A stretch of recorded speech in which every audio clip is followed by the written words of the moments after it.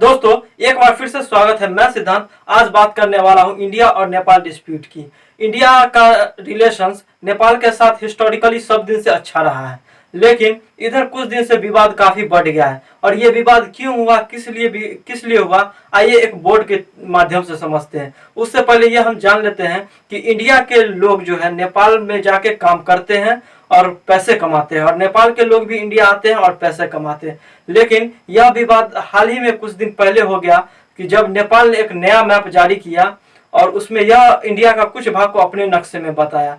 तो आखिर यह विवाद क्यों हुआ, कब से हुआ, हर एक पॉइंट को समझते हैं एक बोर्ड के माध्यम से। उस बोर्ड पे मैं आपको सारा पॉइंट क्लियर करने वाला हूं, तो सो इस बने रहिए पूरे वीडियो में और देखते रहिए। बात करते हैं सबसे पहले इस इंडिया और नेपाल के जमीन विवाद को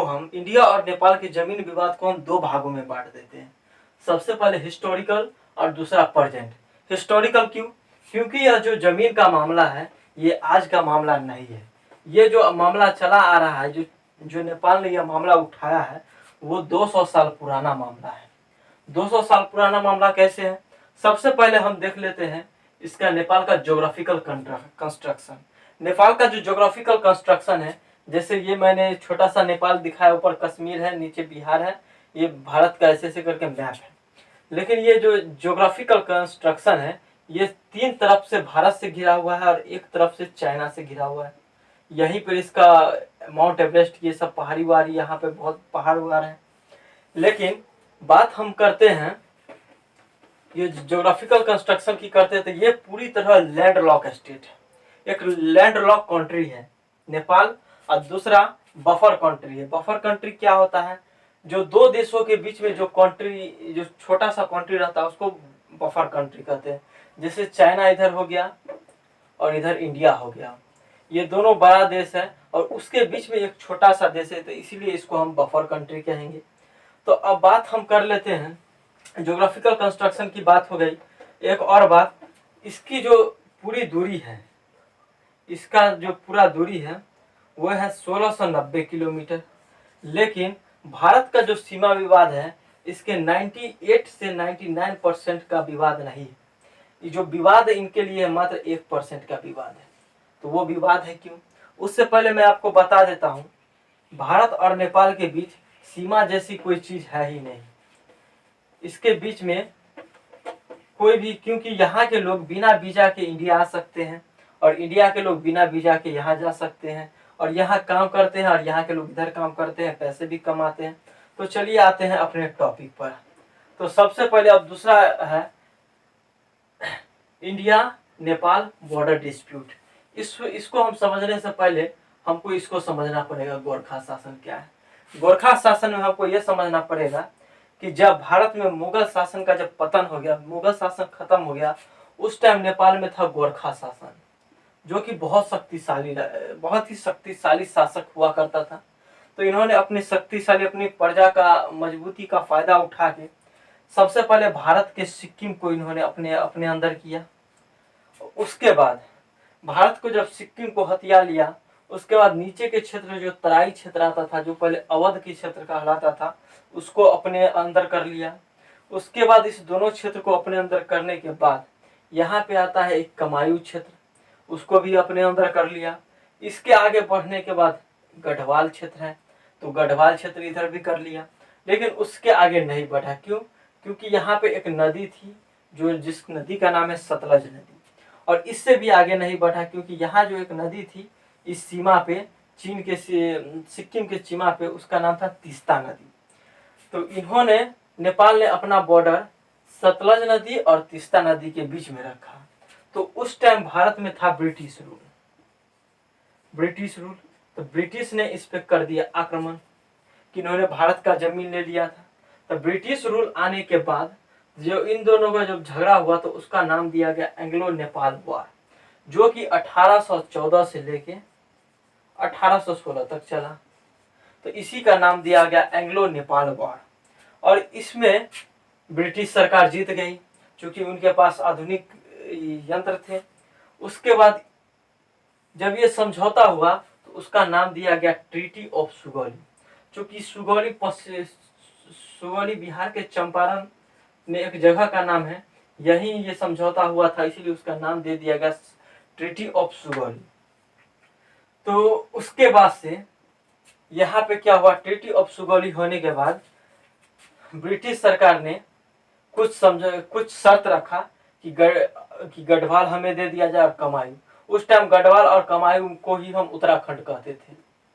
जो कमायूं और गढ़वाल नेपाल ने अपने अंदर कर लिया था, उसी को हम उत्तराखंड कहते थे, दोनों मिला के। तो उसने क्या किया, ब्रिटिश शासन ने गढ़वाल और कमायूं और तराई क्षेत्र और सिक्किम, इस सब को नेपाल से छुड़ा के इंडिया में मिलवा दिया। तब जाके इसका जो बॉर्डरी हो गया, नेपाल का जो बॉर्डर हो गया, तो चूंकि इधर सिक्किम भी भारत के अंदर आ गया, तो अब इसका जो बॉर्डर रहा वो तीस्ता नदी नहीं रहा, यहाँ पे आ गया, जिसको हम लोग कहते हैं मेची नदी। जो मेची नदी हो गई, और यही मेची नदी बिहार के किशनगंज में महानंदा नदी से जाके मिल जाती है, महानंदा नदी से जाके मिल जाती है। और इधर का बाउंड्री सतलज नदी ना होके यहाँ पे एक नदी, यहाँ से एक नदी गुजरती थी महाकाली, जिसको भारत में लोग, उत्तराखंड में लोग शारदा नदी कहते थे, शारदा नदी। और नेपाल में काली या महाकाली के नाम से जाना जाता था। लेकिन इसमें एक प्रॉब्लम यह था कि ये जो नदी का जो उद्गम स्थल था वो 3 था। तो यहाँ पे जो 3 कौन कौन था, तो उसके लिए हमें समझने के लिए सबसे पहले हमें ये मैप को देखना पड़ेगा, जो कि सारा विवाद का जड़ है। इधर है नेपाल, जो मैंने रेड में दर्शाया है, और इधर है यूके। जब यहाँ से जब इन्होंने ये बॉर्डर को चेंज कर दिया, सतलज नदी से यहाँ पर ले आया, क्या नाम है उसका, महाकाली नदी।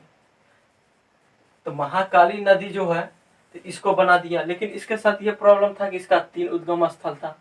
तो ये जो पहला जो उद्गम स्थल था, इसको कहते हैं लिम्बियाधुरा। दूसरा जो था ये है काला पानी, और तीसरा है लीपू लेक। तो ये जो विवाद का जो मुख्य कारण है, सबसे पहले हम बता देते कि विवाद हुआ क्यों। विवाद जो हुआ, यहाँ पे है एक मानसरोवर, कैलाश मानसरोवर। उत्तराखंड के ठीक ऊपर में एक कैलाश मानसरोवर है। तो सबसे पहले मानसरोवर जाए, यहाँ से जो भारत के जो तीर्थयात्री, जो श्रद्धालु मानसरोवर जाते थे, उसके लिए 3 रास्ते हुआ करते थे। वो रास्ते थे, या तो सिक्किम के रास्ते, यहाँ कैलाश मानसरोवर जाइए। तो इसमें यह होता था कि यहाँ तिब्बत एक जगह है, तो तिब्बत, चीन जो है तिब्बत को अपना जगह मानता है, तो उस होके जाने के लिए भारतीयों को चीनी वीजा लेना पड़ता था। तो एक ये रास्ता था। दूसरा होता था नेपाल के थ्रू आप कैलाश मानसरोवर जाइए। तीसरा होता था उत्तराखंड के रास्ते। तो यहाँ पर हमारे BRO, एक सेना में होता है, डिफेंस मिनिस्ट्री में एक BRO होता है, बॉर्डर रोड ऑर्गेनाइजेशन काम करती है। उन्होंने यहाँ पे क्या किया, काला पानी से, यहाँ पे काला पानी से लीपू लेक तक, काला पानी से लीपू लेक तक 80 किलोमीटर का एक रोड बना दिया। और इसका काम चला लगभग 2 साल। लेकिन 2 साल में नेपाल ने एक बार भी नहीं कहा कि भैया आप इसके बीच में क्यों बना रहे हैं। तो उन्होंने जब काम कंप्लीट हो गया, चूंकि यहाँ पे बहुत बड़े बड़े पहाड़ थे, उस पहाड़ को काट के यहाँ पे 80 किलोमीटर का एक रास्ता बनाया गया, ताकि उत्तराखंड से लोग आसानी से कैलाश मानसरोवर तक चले जाएं। तो ये बात ये हो गया। तो इस पे NCP, जो वहाँ की नेशनल कम्युनिस्ट पार्टी है, नेपाल की नेपाली कम्युनिस्ट पार्टी, उसके प्रधानमंत्री है KP सिंह ओली। उन्होंने नया नक्शा निकाला इधर हाल फिलहाल में नेपाल का, और उन्होंने ये क्षेत्र जो है लिम्बियाधुरा, काला पानी और लीपू लेक, इस तीनों को नेपाल के अंदर बता दिया। तो उससे पहले अब चलते हैं हम अपने वापस टॉपिक पर। यहाँ पे क्या हुआ, जब चीन ने यहाँ पे कहा कि आपका यह महाकाली नदी है आपकी बनेगी, लेकिन प्रॉब्लम हो गया ये उद्गम स्थल का। नेपाल अब कहता है, पहले इंडिया कहता है कि ये यहाँ तक तो क्षेत्र इंडिया के अंदर में है, इंडिया के अंदर में सारा क्षेत्र है। इंडिया कहता है कि ये जो महाकाली नदी का उद्गम स्थल है, ये लीपू लेक से चलता है, ये लीपू लेक ही इसका उद्गम स्थल है।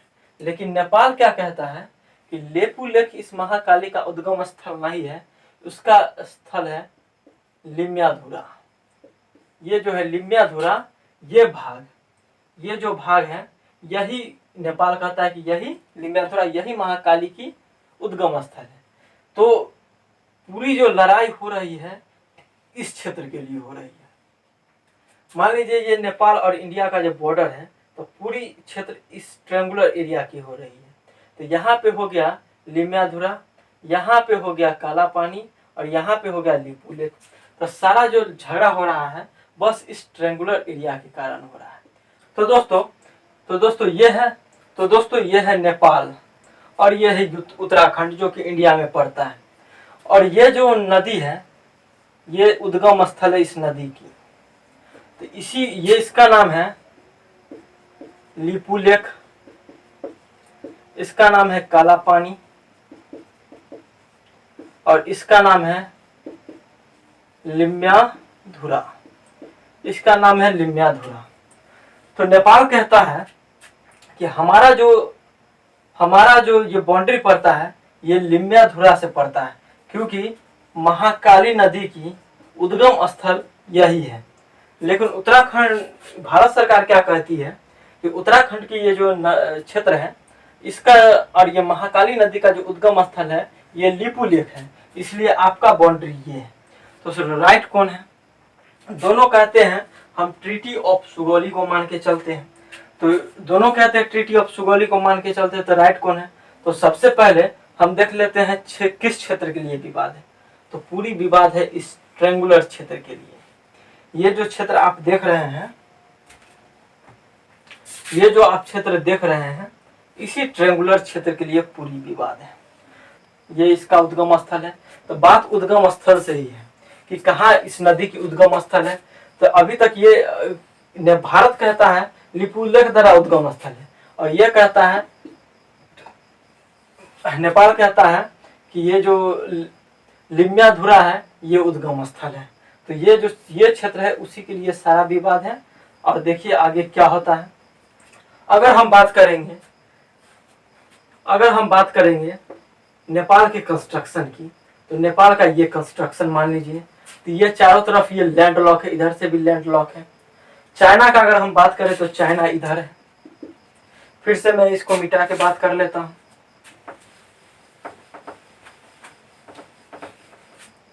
क्योंकि ये क्षेत्र पर, अब इस पूरे क्षेत्र पर नेपाल अब कभी नहीं कह सकता है कि ये मेरा क्षेत्र है।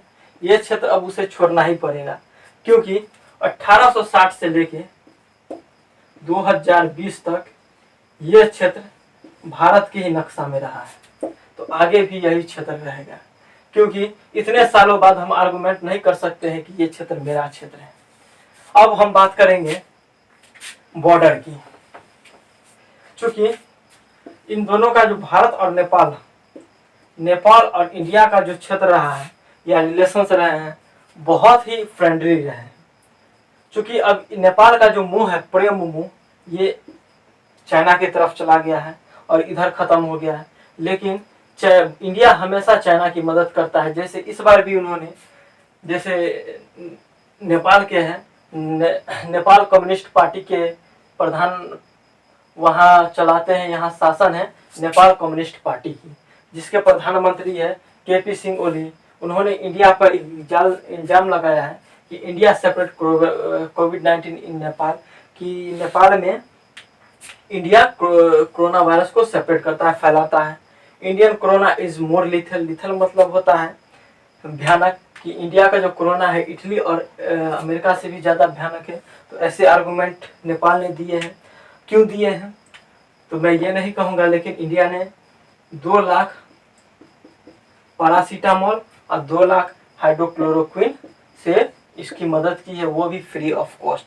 जो इंडिया ने अधिकतर देशों को पैसे पर दिया, इन्होंने फ्री ऑफ कॉस्ट दे दिया। इंडिया अगर चाहता तो इसे भी दे सकता था, लेकिन नहीं। इंडिया नेपाल बॉर्डर डिस्प्यूट में अगर ये मेरा ओपिनियन ये है कि ये जो क्षेत्र है, ये क्षेत्र हमेशा इंडिया का ही रहेगा। क्योंकि मैंने आपको बता दिया है कि 1860 से लेके 2020 अब बीत चुका है, और इस क्षेत्र पर ये जो अनऑफिशियल जो बॉर्डर है, ये हमेशा या ब्रिटिश शासन हो या फिर नेपाल में मोनार्की का शासन हो, या फिर नेपाल में राजा महाराजा का शासन हो, या इंडिया में जिसे राजा महाराजा या जो भी शासन सब ने इसे ही बॉर्डर मान के चला है, तो आगे भी इसको भी बॉर्डर मान के चला जाएगा। अब हम बात कर लेते हैं बॉर्डर कंस्ट्रक्शन की। तो सबसे पहले नेपाल और इंडिया के बीच में ये बॉर्डर वाली बात होनी ही नहीं चाहिए थी, क्योंकि इंडिया और नेपाल के बीच बॉर्डर वाली कोई बात है ही नहीं। आप चाहे तो जब भर दिन में 10 बार इस होके आ जा सकते हैं, कोई दिक्कत नहीं है। नेपाल वाले भी आ सकते हैं। नेपाल वाले कितने लोग इंडिया में जॉब करते हैं, इंडिया वाले कितने लोग नेपाल में जॉब करते हैं। तो ये ऐसी बात कोई होनी नहीं चाहिए थी। अगर ये झगड़ा सिर्फ इसलिए है कि ये झगड़ा जो हो रही है सिर्फ पॉलिटिकल रिप्रेजेंटेशन के लिए, पॉलिटिकल रिप्रेजेंटेशन के लिए, ये जो पूरी लड़ाई हो रही है 1% जमीन के लिए, वो भी पॉलिटिकल रिप्रेजेंटेशन के लिए ये झगड़ा हो रहा है। अगर नेपाल यहाँ अगर कहता है कि नहीं भाई हमें ये जमीन चाहिए ही, तो इंडिया आसानी से इसको छोड़ेगा नहीं, आसानी से कभी नहीं छोड़ेगा। क्यों छोड़ेगा? अपना जमीन है, क्यों छोड़ेगा? लेकिन सबसे बड़ी दिक्कत हो जाएगी नेपाल के लिए। क्यों? क्योंकि ये चारों तरफ लैंड लॉक है। इधर चाइना है। चाइना अगर चाहेगा, कोई भी अगर देश चाहेगा कि हम नेपाल को अपना कोई सामान बेचे, तो ना सामान कब बेचेगा? जब कोई भी देश नेपाल में अपना सामान ट्रक के रास्ते या शिपमेंट के रास्ते, क्योंकि यहाँ शिप का तो कोई रास्ता नहीं है, पूरी तरह लैंड लॉक है, और इधर पूरी तरफ एरिया मतलब इंडिया का रास्ता है, और इधर पूरा पहाड़ इलाका है। अगर मान लीजिए यहाँ चाइना है, अगर चाइना चाहेगा कि हम नेपाल को आलू भेजें, ये भेजता है 10 रुपये किलो, ये क्या करेगा? समुद्र के रास्ते नेपाल को यहाँ कलकत्ता बंदरगाह पे उतारेगा। यहाँ से नेपाल तक जाते जाते ये आलू का कीमत 12 रुपये हो जाएगा, 10 से 12 रुपये किलो हो जाएगा। लेकिन अगर चाइना यहाँ से डायरेक्ट अगर नेपाल में पहाड़ी इलाका होकर भेजता है, तो यही 10 रुपये किलो का जो आलू है ये 250 रुपये किलो हो जाएगा। तो समझ सकते हैं कि इस बॉर्डर पर कितना झमेला है। और इसका ट्रेलर भारत ने 2015 में दिखा दिया था नेपाल को, जब मधेसिया विवाद चला था। मधेसिया विवाद कब हुआ था? मधेसिया विवाद हुआ था जब गोरखा शासन ने कुछ इधर सिक्किम को अपने कब्जे में ले लिया था। उसके बाद यहाँ पे यहाँ पे जो तराई क्षेत्र थे उसे अपने शासन में ले लिया था।